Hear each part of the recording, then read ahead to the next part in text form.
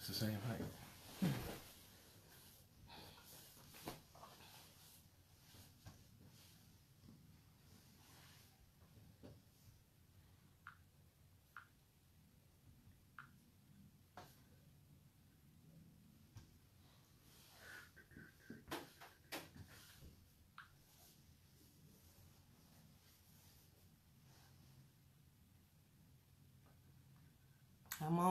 Come on in. Assalamu alaikum. Inshallah, let us know how the video looks right now. Inshallah, it's not choppy. Okay, we started again, inshallah. Please let us know if you can hear us and see us good. Yeah. Why are you snickering?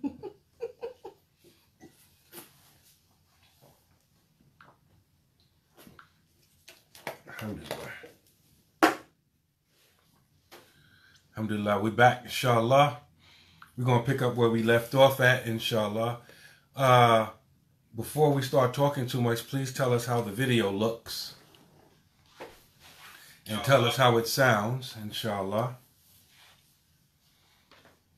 Can I plug that in? Mm-hmm.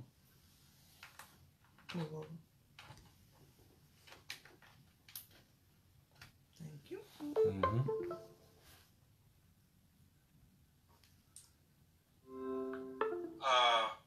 Before we start talking too much, please.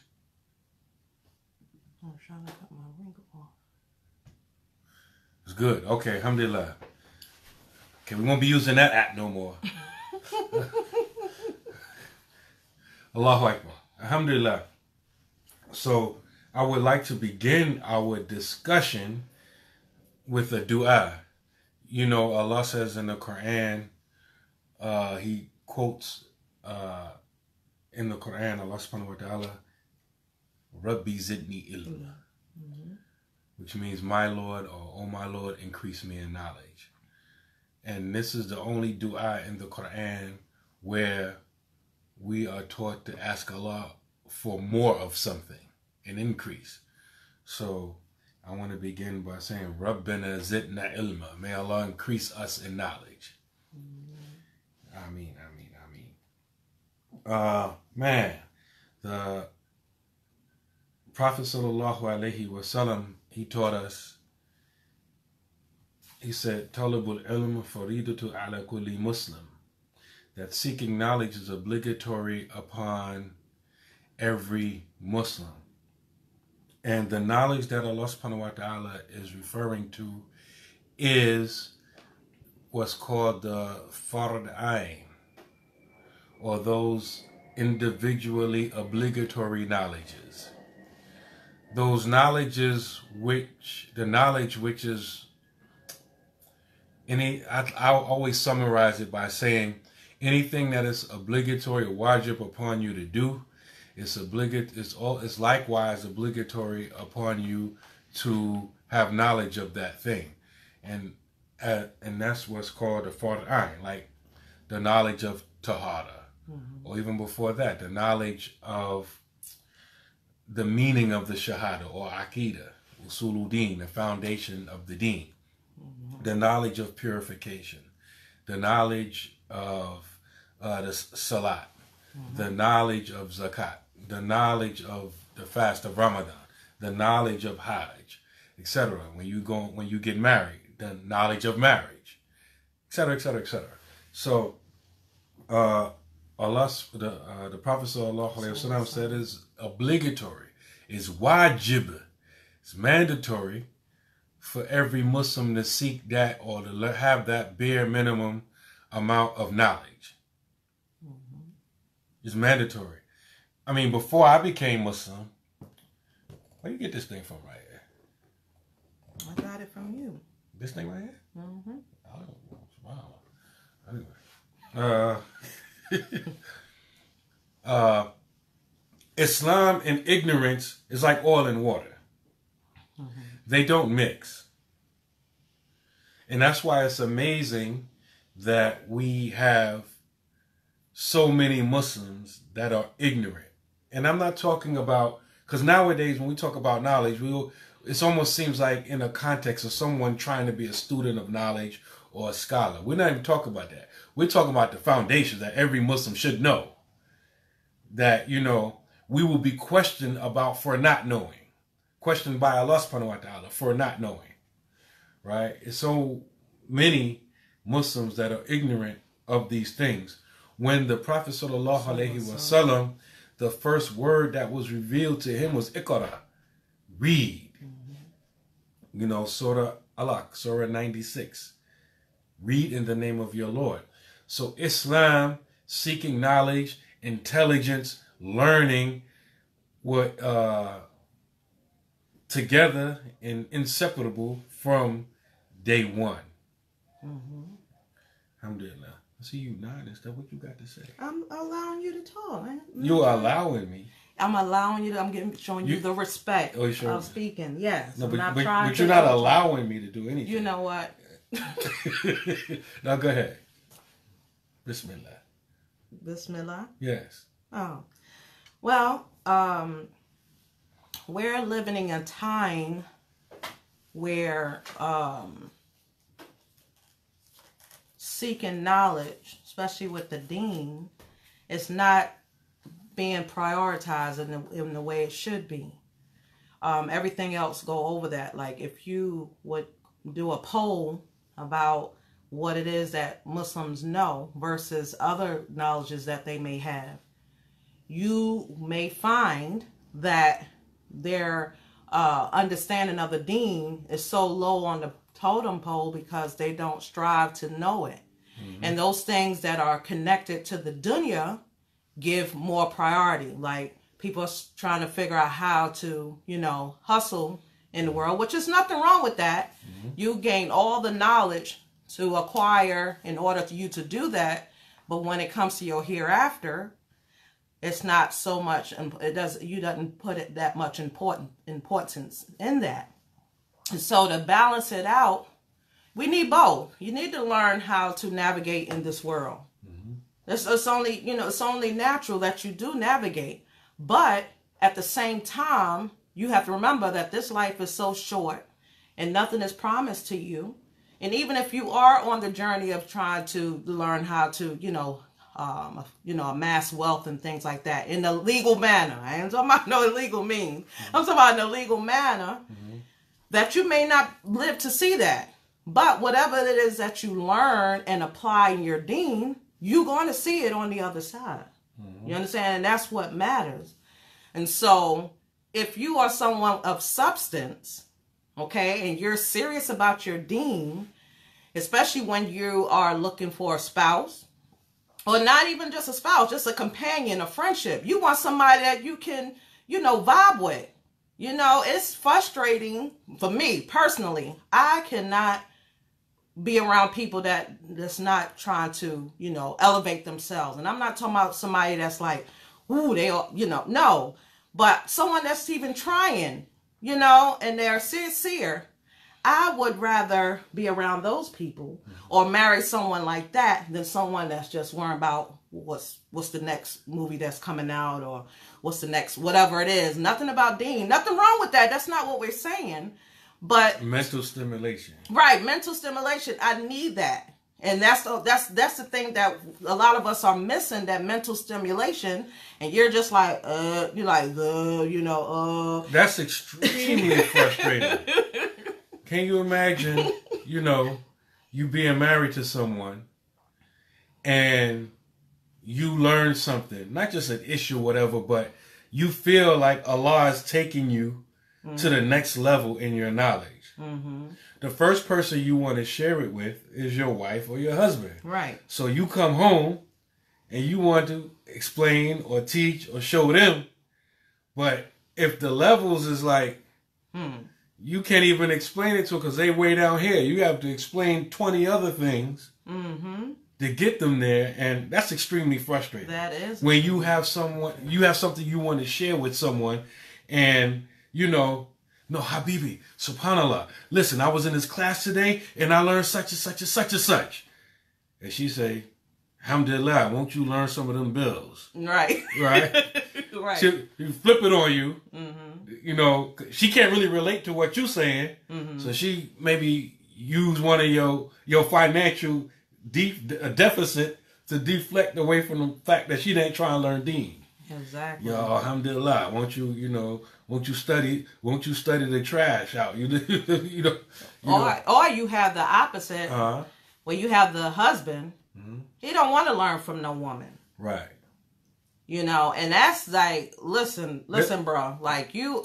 There's a lot of brothers like that. Like you're jacked up. You need to reevaluate your thinking, because if you are with someone that can, you know, like develop you, raise your awareness about things, you should welcome that, not feel like that's an attack. And sometimes, you know, the man, they feel attacked or they feel like inadequate. They don't feel like a real man if his woman teaching him something.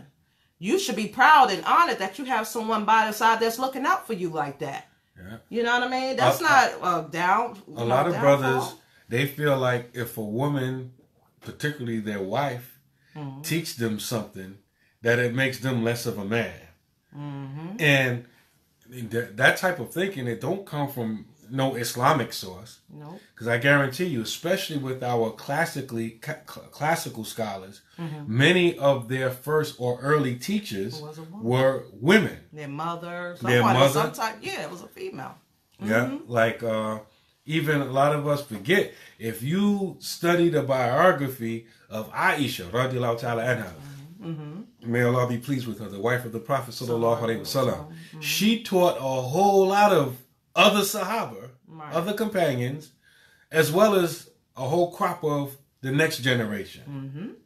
And so there was no problem with them learning from a woman. And like if you study Imam Malik's biography, there was many times that Imam Malik's daughter would fill in for the Imam. Like, for example, if he dozed off and a student is narrating or relating back to Imam Malik, she'd be sitting right there and fill in for him. That's a challenge. Imam Malik said that's a challenge some learned brothers face. They may be advanced in their studies, and sometimes it's hard to get their spouse to the level that they are. Yeah, it looks awkward too. I'll give you an example. And we talk about this a lot. You may have an imam or a sheikh or whoever, and he's highly learned, right? Now you sit in a class with him, and you going over, for example, the prerequisites of salat, and you're learning, you know, Satratul Awra, covering your private parts in prayer, and you know that topic overlaps with the topic of hijab, right? And so you learning the minimum type of thing that must be covered and all that kind of stuff, and then you look over to the imam or sheikh or student of knowledge wife who's teaching that, and you don't see it there. You're like, wait a minute, ain't that his wife right there? she ain't covering, right? Didn't he just say the salat ain't gonna be valid if it's not covered? What's going on here? And you see that a lot. And you know, and I know that from the teacher's standpoint, forget what everybody else from outside of the marriage thinks. I know from the teacher's standpoint that that's heartbreaking and frustrating for that teacher. Because real sincere people, knowledge isn't just to have information stacked up in your head. Knowledge is, number one, to be practiced. Right. So the more you learn, the more your practice supposed to upgrade with that learning. Right. And so the Muslim is not stagnant. The Muslim in 2009, he shouldn't look or practice the exact same way in 2019 or 2020. So as your knowledge increase and changes, your practice should increase and change. Right. And so anyone who's sincere, this is happening to them. They're not in a state of static. They're not on the same level. They're constantly upgrading. Right. So if you are upgrading, and you married to someone that's still on the same level, there's going to be a point in time where, listen, this is the splitting off between me and you. Like, this ain't working no more. Now, this doesn't apply to someone that's you know, everybody's on different levels. Right. And they, you know, attain knowledge at their own pace. But this is someone that refused to, you know, raise their level of awareness in their deen, right, or how to try to, you know, to get to a, you know, above a basic Muslim. You know what I'm saying?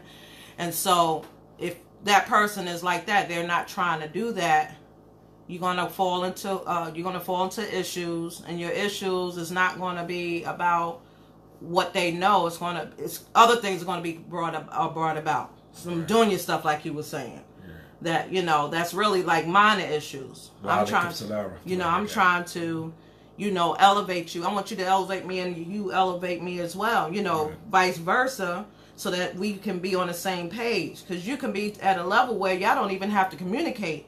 You know what I mean? Like, you know, if you learn together, you just don't even have to say anything. You know what the other person is thinking. You know what I mean? And you, and by knowing that knowledge, you know what to do, what not to do, what to say, what not to say.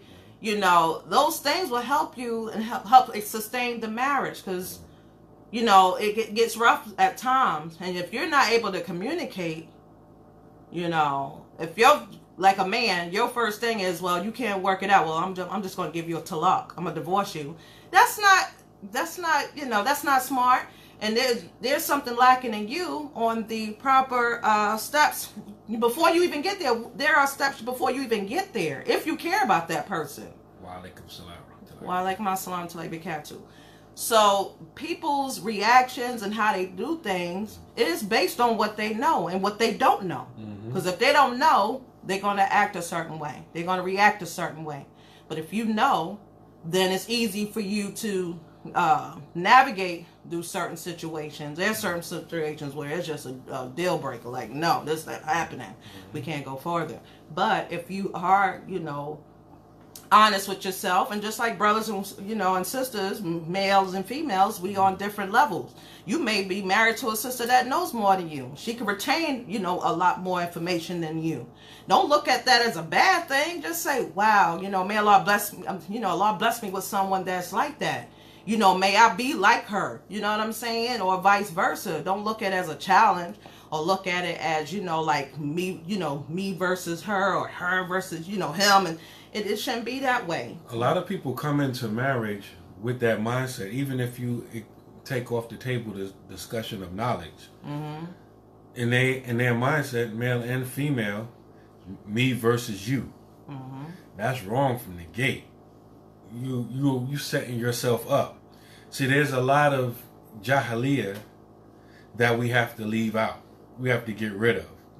The whole Islam is a constant process of purification, and we need to purify our beliefs, opinions, actions, etc. from the ways of ignorance. And, you know, it's not just like, okay, boom, I took my shahada, I'm not in the jahiliyyah no more. No. A lot of ideas and opinions that a lot of us have is from our jahiliyyah. Like, I had one brother tell me that, you know, depending on what culture you come from, it's okay to beat your wife. I'm like, what? That's culture, not Islam. Yeah, right. And I'm like, well, no, but he tried to say that because of that, it's okay to beat your wife in Islam. I'm like, no. Then he tried to make me feel like a sucker for disagreeing with him. Right? Man, you don't punch your wife in the face. What's wrong with you? You don't pout. I'm like, subhanAllah, I couldn't really believe he was saying it to me. Like, wow. I'm like, no, that's wrong, Aki. You don't believe in what the Prophet ﷺ said when those ayats from Surah Nisa was revealed, and the women complained to them, and the Prophet ﷺ said that they are not the best from us. SubhanAllah. That's crazy. You know, so, you know, but a lot of people, the point was that a lot of people, men, believe that it's a challenge, or it takes away from their level to have their wife or wives teach them anything. Yeah. And so they cut themselves off from the benefit. Right. taken from their masculinity, but it's far from that, you know. And sometimes, you know, we come in here, I'm talking about the brothers. I don't mean to beat up on you, I'm just pointing out some stuff. We come in to conquer, you know, got this mindset, I'm going to conquer her, I'm going to subdue her. Not, I'm going to help, you know, elevate her. Let me, you know, be the one that if whoever, you know, whatever support that she needs, I'm going to be there. Right. You know, and so it's like, you're not even on the same page. It's not even a marriage. It's like, I don't even know what to describe it as. I don't know.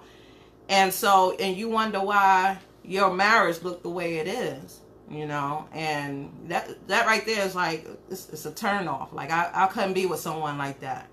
You know, that have no respect, no regards or anything like that because of their lack of knowledge. And the only way that they know how to express themselves is to hit. That's one of the things. You don't know how to express yourself. So you think by hitting it's going to straighten her out.